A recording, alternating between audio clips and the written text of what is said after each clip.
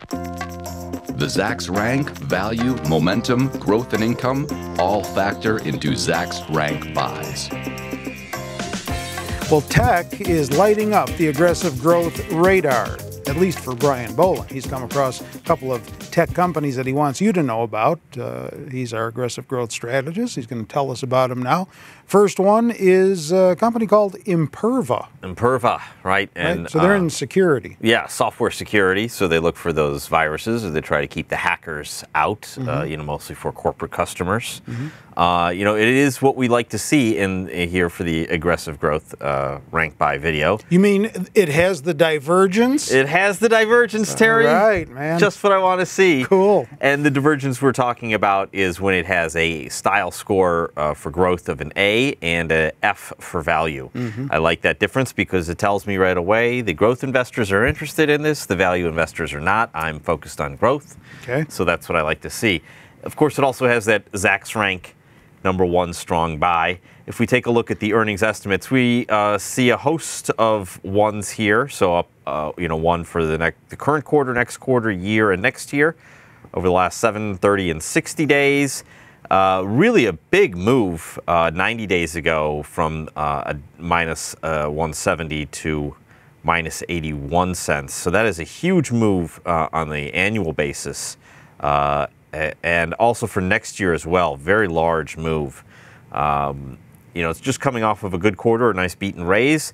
So we can see from the chart the stock, actually we can't see it on this chart. We'd have to zoom in on it. But the stock was trading in the low 50s recently, has peeled back to about $44. Probably a very good entry point here for security software stocks. Okay. The other company that caught your eye is Twilio, TWLO, the ticker. Now, you say that recently they spiked, huh? The stock price? The stock recently spiked on M&A speculation. So someone is, circulating the rumor out there saying that they're going to get bought, or at least possible entertaining discussions. We've seen private equity. I just saw this again today. Private equity has to be pretty much at peak influence here because only an 8% position in Whole Foods triggered the sale of that company to Amazon. Only a 3% ownership position in Avon forced the CEO out. When you're talking about such a small sliver of influence on ownership stakes, having huge changes. So what you're saying is that there are companies out there that are targeting specific companies that they want to either merge with or take over. Right, and they want to, help this change progress, and only a very small sliver of ownership can accomplish that. If you think about, the size of these things and the dollar values of the deals that they've enacted, it's almost mind-blowing to me that such a small stake can have such a big influence. And again, when you're talking about these M&A speculations, you don't know where they're necessarily coming from. But we heard that from Jana Partners previous, for Whole Foods, previous to the Whole Foods acquisition by Amazon. Then they had their where they had to announce their position, and that's where you get those sorts of things. So could that be the story here for Twilio? Twilio is a much younger company, may not be the thing, but as we see, it is a Zacks rank #1. It too has the divergence, Terry.